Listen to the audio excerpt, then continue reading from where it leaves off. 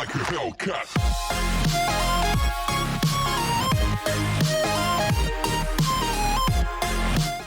Before we get started, I have a favor.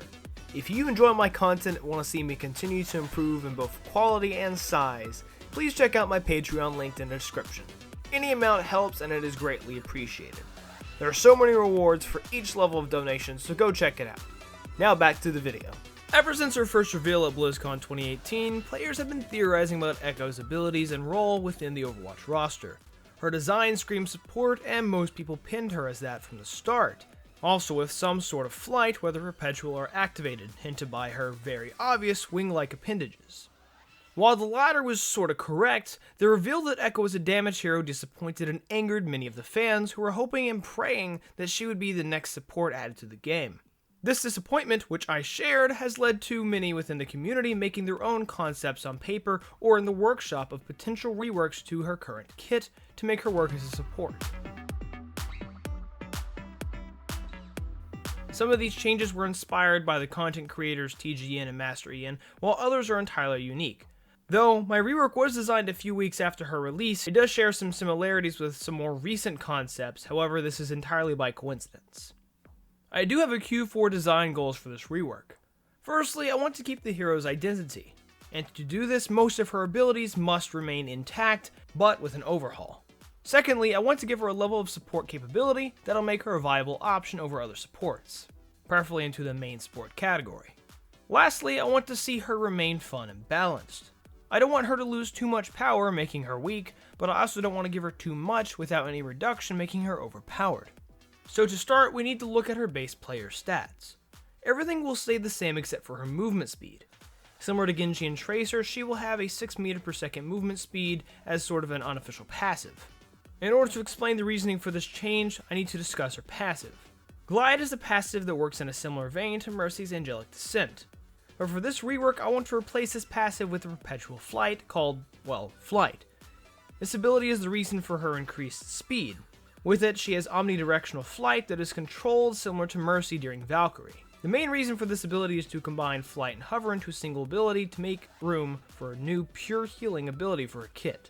Outside of that, I have also wanted to see a perpetual flight hero in the game for some time, so Echo, or of course Sigma, could be the best fits. Next is her primary fire Tri-Shot. Tri-Shot works great as a DPS primary fire, but is a bit too on the strong side for a support, so I wanted to adjust its power. First, with its total damage, it currently deals 17 damage per projectile, which is 51 per shot, able to deal 153 damage in a second if all shots hit, not even accounting for headshots. I want to reduce it to 11 per projectile, which is 33 per shot, or 99 per second. I feel this makes her a lot less oppressive in her new role as a support, keeping her overall damage in line with other support characters. Secondly, I want to reduce the ammo from 15 to 8, just so she has less overall damage uptime. Lastly, I want to add a sort of heavy knockback that scales inversely with distance. Because of this, we might have to rename the primary fire to Hard Light Impact Bolt, but that's just food for thought. The knockback starts at 8 meters within a 5 meter radius of her, and drops to 0.5 meters at 35 meters away and will remain consistent from there on. This last aspect is the first of a few details of my rework that are similar to other concepts that are more recent in the community, specifically the knockback, although I did have this idea prior to the concept being revealed, such as why it's slightly different. I think my suggestion would make Tri-Shot not be oppressive as a support primary fire, in addition to having some level of utility, in its similar vein to Ana's duality with her primary fire, or Briggs' primary fire activating her passive. Up next is a new secondary fire.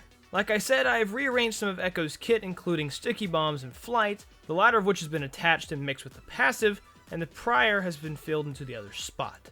This new ability is called Proton Chain. This is a channeled healing ability with similar stats to Mercy's Healing Beam. It heals allies within a 25 meter range for 45 HPS. To make up for the lesser healing and the difference in speed between Echo and the hero she is healing, Proton Chain will also apply a minor 10% speed boost to the target so they can keep up with each other. And so Echo doesn't have to put herself in compromising positions to continue healing.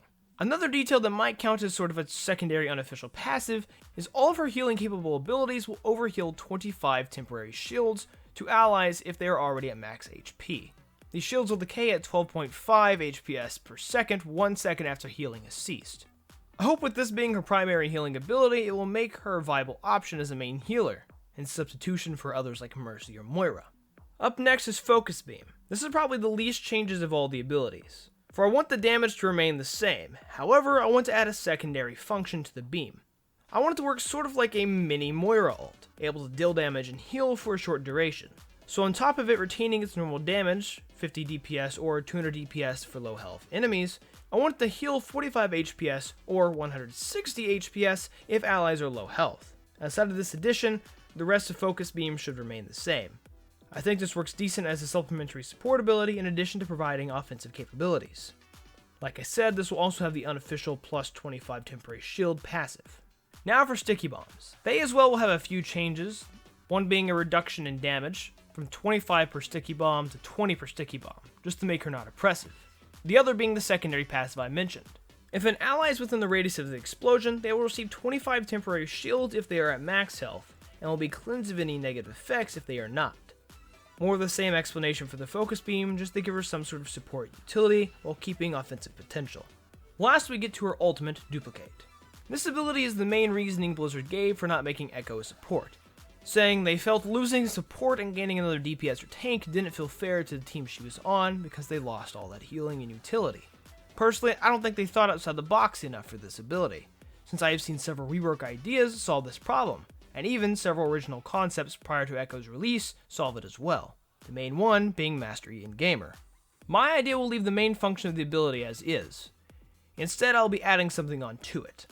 Upon activation, Echo will select an ally to send a hard-light copy of herself to follow. Afterwards, she will target an enemy and finish the ability as normal. This copy generates a 7-meter radius AoE in which allies are healed for 55 HPS and gain 30% speed boost. The copy has 500 health and moves at the same speed as the ally is following, including following them through movement abilities. This does, however, not include teleportation like Shadow Step, Translocate, or Teleporter, in which it will follow the nearest ally next to them. The reason for this health pool is the connection it has with Echo. Once duplication ends, the copy will disappear. This either means by timing out or being killed, so the same holds true for the copy. If it is destroyed, the ability will end for Echo as well. This will make her ultimate quite a bit easier to counter, but also will allow her to keep supporting her team while she's dealing damage to the enemy. Because of this addition, the ult charge requirement may have to be increased from 1960 to 2100, since the power of the ultimate is entirely increased. Overall, I think my suggestion would do great for Echo's kit, keeping her balanced while adding in additional support capabilities, in addition to keeping her identity, the 3 goals I set forward with. I think this version could seamlessly be brought into the game to replace Echo's current version, and not too greatly disrupt the current meta and flow of the game. But what do you guys think? Do you think this rework could potentially work? Do you think that it is awful? Do you think this might be something Blizzard does in the future if they ever want to bring her to the sport category? Feel free to tell me in the comment section down below. As always, thank you all for watching. Please like, comment, and subscribe for more content. Follow me on my socials. Keep up the channel. Come to Discord, join the conversation on Patreon if you feel like supporting me. This is EmeraldAvenger. Have a nice day. Stay safe. Peace out.